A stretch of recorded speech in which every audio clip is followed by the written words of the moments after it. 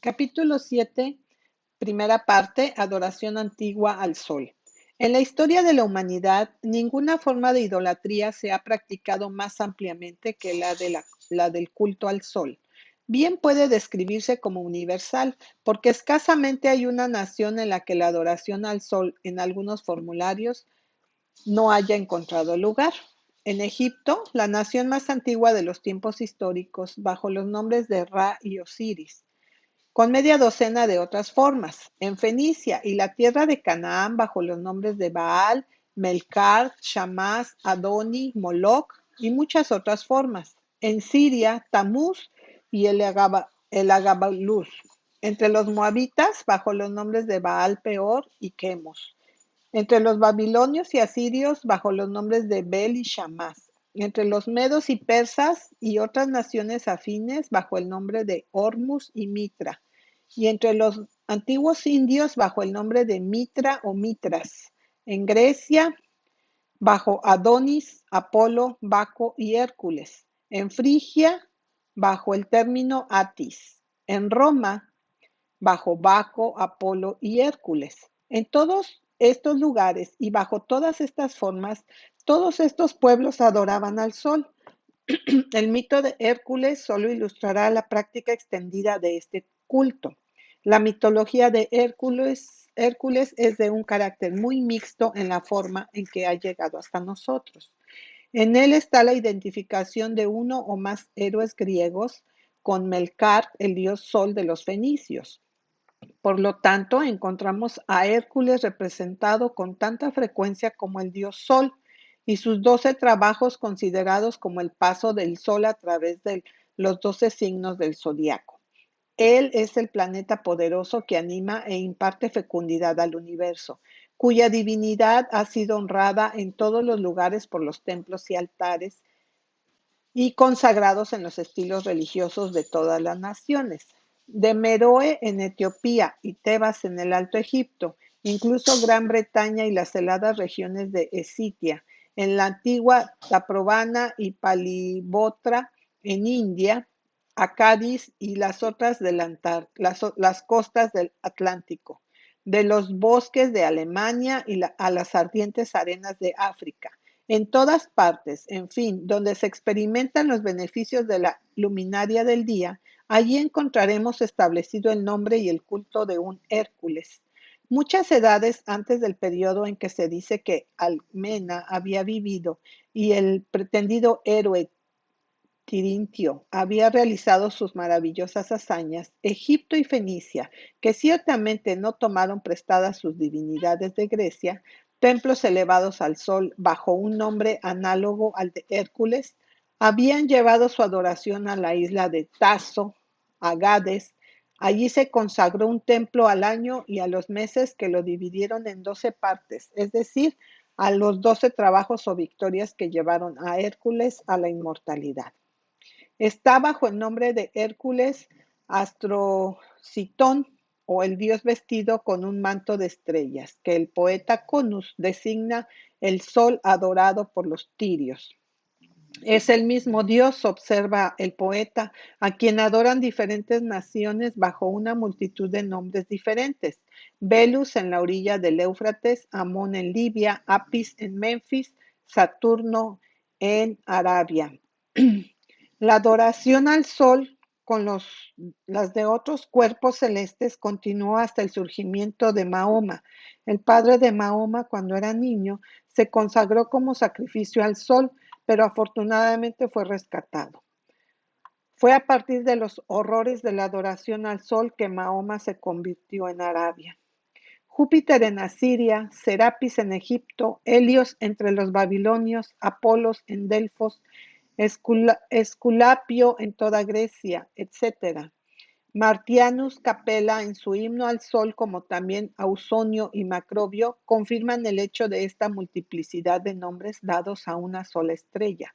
Los egipcios, según Plutarco, pensaban que Hércules tenía su asiento en el sol y que viajaba con él alrededor de la luna. El autor de los himnos adscritos a Orfeo fija aún más fuertemente la identidad de Hércules con el sol. Él llama a Hércules el dios que produjo el tiempo, cuyas formas varían, el Padre de todas las cosas y destructor de todas.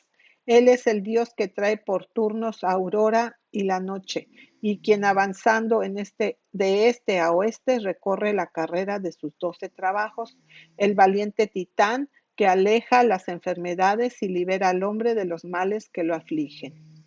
Por cualquier nombre o bajo la forma que fuera el sol adorado, siempre había una divinidad femenina asociada con eso. A veces esta mujer era la luna, a veces era la tierra, a veces la atmósfera y otras veces simplemente el principio femenino en la naturaleza. En otras formas, fue la idea de un hombre y una mujer mezclados en uno, como en el caso de los Baales. La hembra a veces aparecía como esposa de aquel con quien fue adorada, a veces como ambos, la hermana y la esposa, como en el caso de Osiris, una vez más como la esposa de algún otro dios y a menudo no exactamente como una esposa en absoluto, sino simplemente como una mujer asociada. Con Osiris se asoció a Isis, con Baal a Astarot o Astarte, con Bel Milita, con Shamas Anunit, con Adonis Venus, con Hércules Onfale, con Apolo Diana, con Atis Cibele. A veces fueron adorados con imágenes de la figura humana masculina y femenina, a veces en la forma de un toro y una novilla, como en Osiris e Isis, a veces en una forma en la que el ser humano y la bestia se mezclaban, a veces en un simple disco tallado para el macho y un trozo de madera tallada para la mujer, como en algunas formas de Baal y Astarte, a veces en forma de piedras que habían caído del cielo, pero principalmente en forma de conos u obeliscos. El obelisco o la aguja de Cleopatra, traído de Egipto y ahora de pie en el Central Park, Nueva York, es una de estas imágenes del sol de piedra que ellos mismos habían moldeado para representar al macho y de otras formas para representar a la mujer. Y sin embargo, al unísono con todos estos se adoraba al sol mismo, especialmente al salir con una reverencia o postración o besando la mano. En ninguna de estas formas, sin embargo, ni siquiera en el desnudo sol brillante, era el objeto literal que se adoraba, pero ciertas funciones o poderes de los cuales no eran sino las representaciones.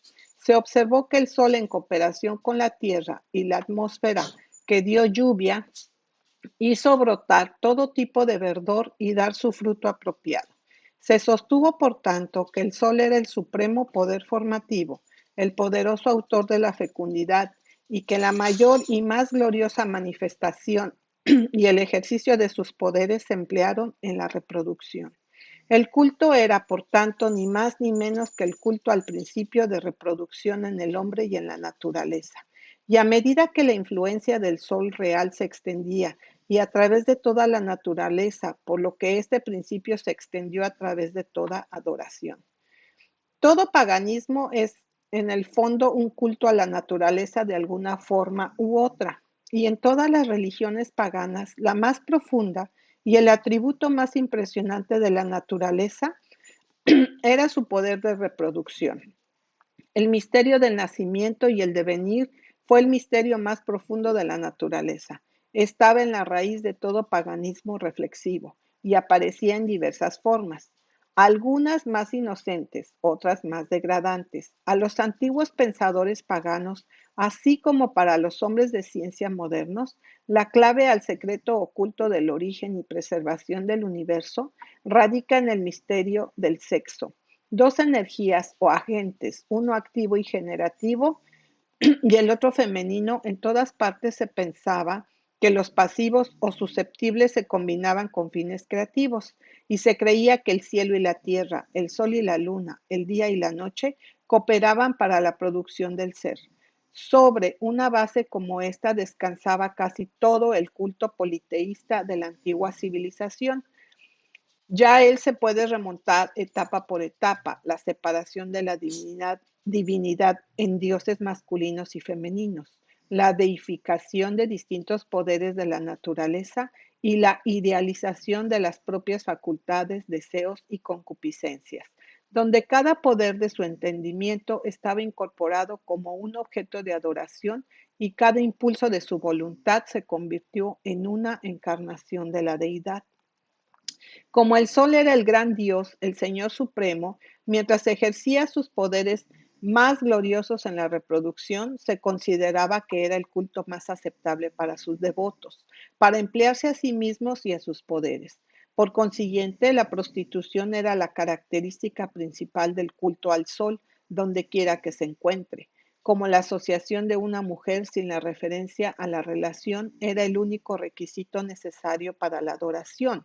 El resultado fue la perfecta confusión de todas las relaciones entre los adoradores, incluso en el intercambio mutuo de vestimentas entre los sexos. En el capítulo 18 de Levítico hay un registro fiel de tal resultado entre los adoradores del sol de la tierra de Canaán, a quienes el Señor hizo que fueran borrados de la tierra. La prohibición en Deuteronomios 22:5. La mujer no usará ropa de hombre, ni el hombre vestirá ropa de mujer. Estaba dirigido directamente a esta práctica en el culto al sol. El sacrificio de la virginidad fue la ofrenda más aceptable que jamás se pudo hacer en la adoración del sol. De hecho, hasta que se hizo este sacrificio, ninguna otra ofrenda era aceptable. Un escritor antiguo vio la forma de adorar a Bel y a Milita en Babilonia y ha dejado un registro de lo que vio. Dice, los babilonios tienen una costumbre muy vergonzosa. Cada mujer nacida en el país debe una vez en su vida ir y sentarse en el recinto de Venus y ahí concertar con un extraño. Venus se llama Milita por los asirios. Baal peor, por cuya vergonzosa adoración Balaam tuvo éxito al traer el mal sobre Israel cuando fracasó en sus propios esfuerzos por maldecirlos. Fue el dios que en Moab presidió sobre los personajes descritos anteriormente por Heródoto en Babilonia. Este sistema particular de adoración no prevaleció fuera de Egipto y las naciones orientales. En Grecia y Roma el culto fue a través de Baco, Hércules, Apolo, etc.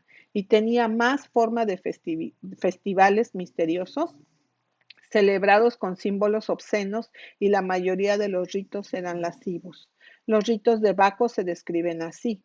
El culto de Baco prevaleció en casi todas las partes de Grecia. Hombres y mujeres se unieron a sus fiestas vestidos con túnicas y gorros asiáticos, sus cabezas coronadas con hojas de vid y hiedra, con pieles de cervantillo arrojados sobre sus hombros, o tirsi, y tirsi o lanzas desafiladas entrelazadas con hojas de vid en sus manos.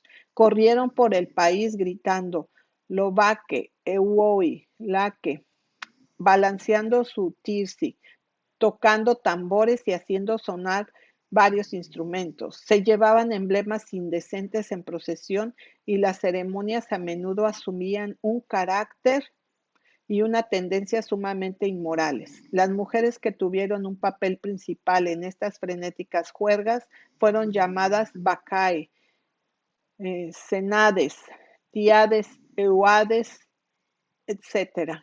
En los misterios se identificaba a Baco con Osiris y se le adoraba como al sol. En la India, Shiva y su adoración eran idénticos a Baco y su adoración. Los dos sistemas de culto tienen las mismas obscenidades y los mismos emblemas del poder generativo.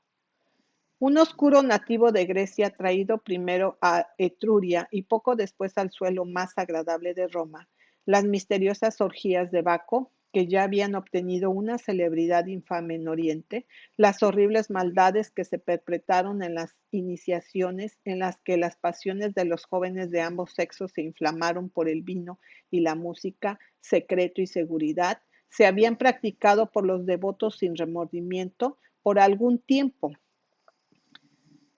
antes de que fueran descubiertos. Los bacanales, aunque constantemente interdicto, continuaron reapareciendo en la ciudad.